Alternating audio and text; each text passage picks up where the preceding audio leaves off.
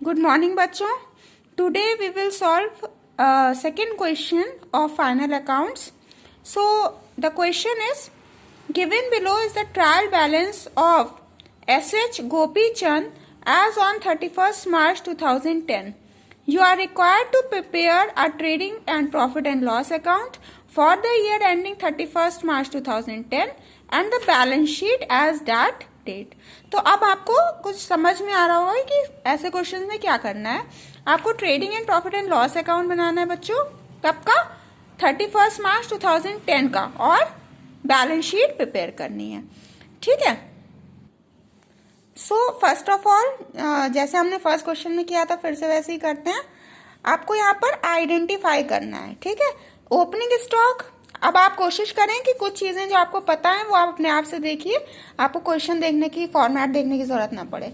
तो opening stock आपका जाता है कहाँ? ट्रेडिंग अकाउंट में. ठीक है. परचेज आपका कहाँ जाता है? ये भी आपका ट्रेडिंग का पार्ट है. रिटर्न इनवर्ड क्या होता है? ये आपका सेल्स रिटर्न है. तो आप इसको सेल्स में से लेस करेंगे. ठीक है. तो ये भी ट्रेडिंग में जाएगा. Carriage inward. कैरेज इनवर्ड किस में जाएगा? ट्रेडिंग में जाएगा. Carriage outward profit and loss में जाएगा. ऑफिस फर्नीचर तो ये असेट हो गया ना, ये बैलेंस शीट का पार्ट है. डेटर्स बैलेंस शीट का पार्ट है. Dock charges trading. Electric power आपकी जाएगी ट्रेडिंग में. ठीक है. Fuel gas and water trading में जाएगा. बैड डेब्ट्स आपका जाएगा प्रॉफिट एंड लॉस अकाउंट में. Advertisement profit and loss production के बाद के खर्चे हैं ये. Salary profit and loss.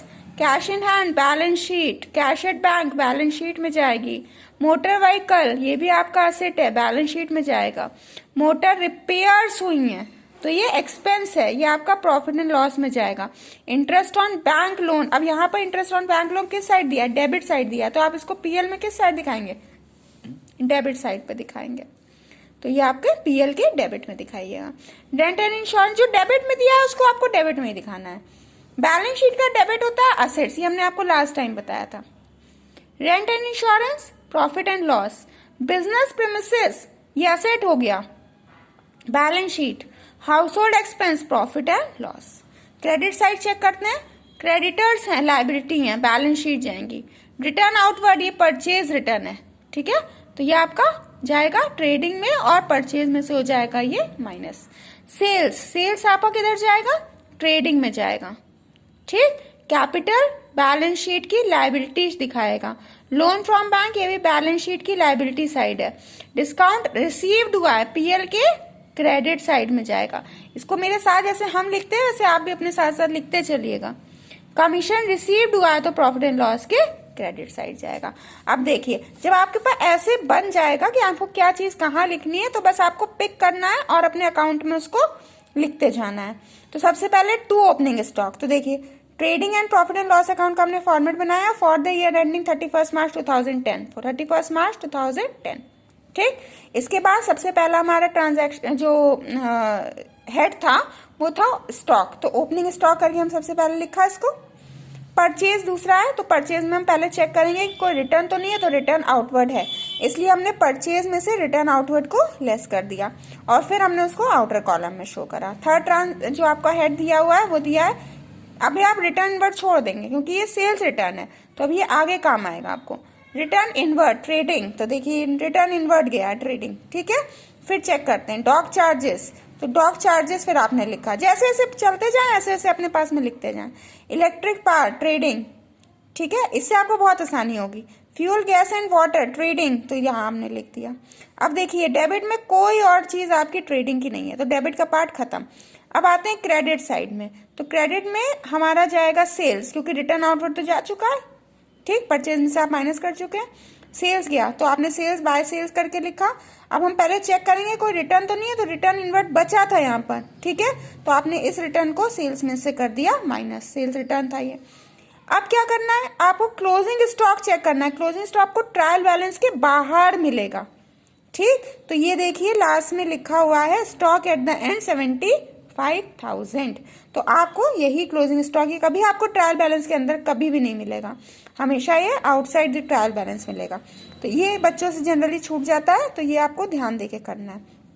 अब आप क्या करेंगे, अब आप जैसे फर्स्ट क्वेश्चन में आपने किया, आपको डेबिट और क्रेडिट को अलग अलग टोटल करना है। तो चलिए इसको टोटल करते हैं। हमारी डेबिट साइड क्या क्या चीजें दी हैं और क्रेडिट साइड क्या क्या चीजें दी हैं। पहले डेबिट साइड को लिख लेते हैं।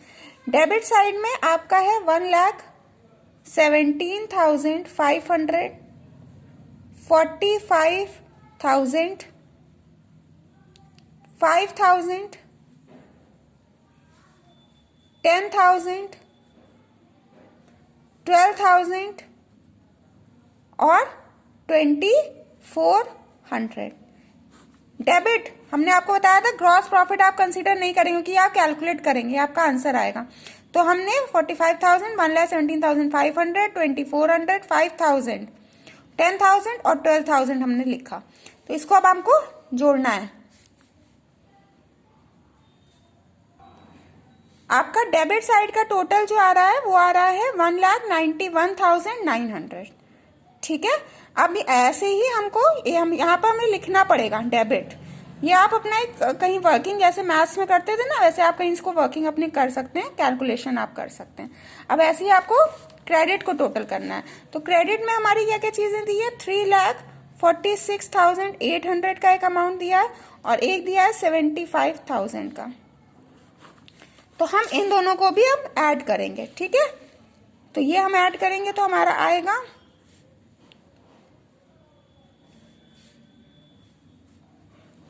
4,21,800। अब हमें यहाँ पर चेक करना है कि क्रेडिट साइड बढ़ी है कि डेबिट साइड बढ़ी है। तो देखिए यहाँ पर भी आपकी क्रेडिट साइड बढ़ी है, तो आप क्रेडिट और डेबिट को आप करेंगे क्या, माइनस 421,800,19,19,00। ठीक है, इसको आप डिडक्ट कर लीजिए।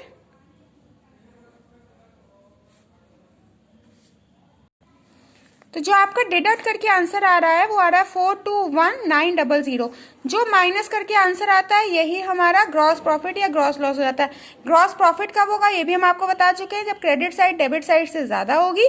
ग्रॉस लॉस तब होगा जब डेबिट साइड हमारा क्रेडिट साइड से ज्यादा होगा। तो यहाँ क्रेडिट साइड ज्यादा है इसलिए ग्रॉस प्रॉफिट हो रहा है। तो ये देखिए अब जो आपका आंसर आएगा वो आप लिखेंगे to gross profit carried down करके। कैरीड डाउन क्यों कर रहे हैं, क्योंकि हमें पता है कि बैलेंस कहीं ना कहीं और फिर जाएगा। ठीक है,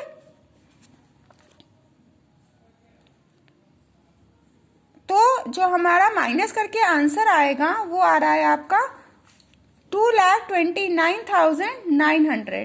ठीक है, अब जब माइनस करेंगे तो आपका आएगा 2,29,900 और जो आपकी दोनों साइड बड़ी थी वो किससे थी, 4,21,800। देखिए 4,21,800 से आप दोनों तरफ बैलेंस करेंगे। सिमिलरली हम क्या करेंगे, हम अपना बनाएंगे पीएल अकाउंट। तो पीएल अकाउंट में भी आपको कुछ नहीं करना है। अब जितनी चीजें पीएल में जानी थी वो आप लिखना शुरू कर दीजिए। सबसे पहले जो ग्रॉस प्रॉफिट ब्रॉट डाउन हुआ है उसको उसके अपोजिट साइड पे आप जो है ब्रॉट डाउन कर लीजिए। जो कैरी डाउन हुआ है ना ग्रॉस प्रॉफिट ट्रेडिंग का, उसको आप नेक्स्ट जो है अपोजिट साइड में पीएल के ब्रॉट डाउन कर लीजिए। आगे क्वेश्चन शुरू करते हैं, देखते हैं क्या क्या चीजें जानी है। तो सबसे पहले कैरेज आउटवर्ड है, तो देखिए कैरेज आउटवर्ड आप सबसे पहले लिखेंगे। फिर चेक करते जाते हैं, बैड डेब्ट्स है, बैड डेब्ट्स लिखेंगे, एडवर्टीजमेंट लिखेंगे, सैलरी लिखेंगे, मोटर रिपेयर्स लिखेंगे, इंटरेस्ट ऑन बैंक लोन लिखेंगे, रेंट इंश्योरेंस लिखेंगे, रेंट इंश्योरेंस लिखेंगे, हाउस होल्ड एक्सपेंस लिखेंगे। इसके अलावा कुछ और हमारा डेबिट में नहीं बच रहा है। क्रेडिट में जाते हैं, क्रेडिट में हम हमारा क्या क्या, डिस्काउंट रिसीव्ड और कमीशन। ठीक है, अब हमें सेम जैसे हमने इसमें काम किया था हमें काम वैसे ही अब फिर से करना है। हमें क्या करना होगा, अपने डेबिट और क्रेडिट साइड को अलग अलग टोटल करना होगा। ठीक है, तो क्रेडिट साइड जब आप टोटल करेंगे और डेबिट साइड आप टोटल करेंगे, ये आपका होमवर्क है, आप करके देखेंगे कि आपकी डेबिट साइड और आपकी क्रेडिट साइड कितनी आ रही है। ठीक, उसके बाद आपको सेकेंड स्टेप क्या करना होगा, आप क्रेडिट साइड को डेबिट साइड से माइनस करिएगा और देखिएगा कि आपका नेट प्रॉफिट जो हमने नोट्स में दिया है तो 1,40,000 आ रहा है कि नहीं आ रहा है। So student this is your homework, you have to check this. Okay, no need to copy it, just do it and check by yourself. Now let's come to the balance sheet. Balance sheet हम बनाएंगे, format बनाया balance sheet as on 31 March 2010। Liabilities amount, assets amount. सबसे पहले हम balance sheet में देखते हैं हमारी क्या चीज जाएगी, असेट साइड से चेक करते हैं तो ऑफिस फर्नीचर लिखेंगे, ठीक, डेटर्स लिखेंगे, उसके बाद cash in hand, cash at bank, motor vehicles, फिर आपका बिजनेस प्रेमिसेस।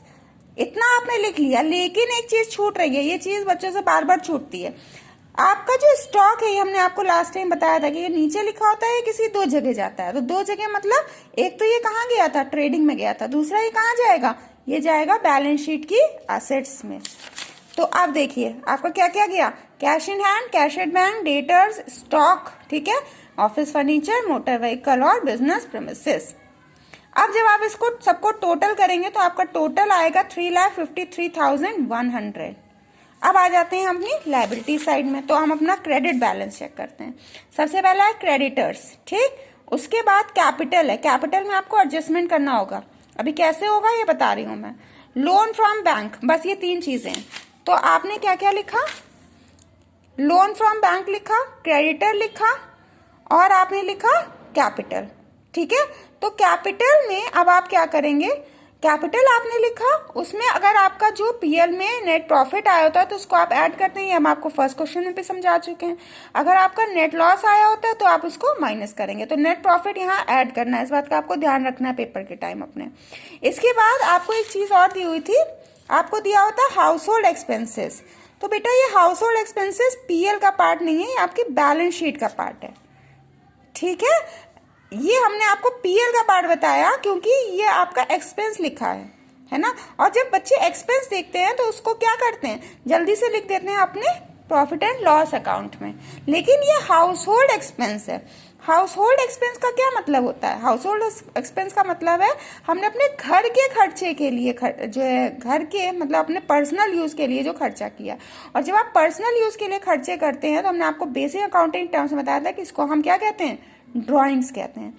तो here the household expense wherever is given in the question you will treat that as your drawing, ठीक है। और ड्राइंग्स क्योंकि हमारी ये कैपिटल बैलेंस को क्या करेंगी, ये ड्राइंग्स हमारी कैपिटल बैलेंस को कम करेंगी, इसलिए हम इसको कैपिटल में से लेस करेंगे।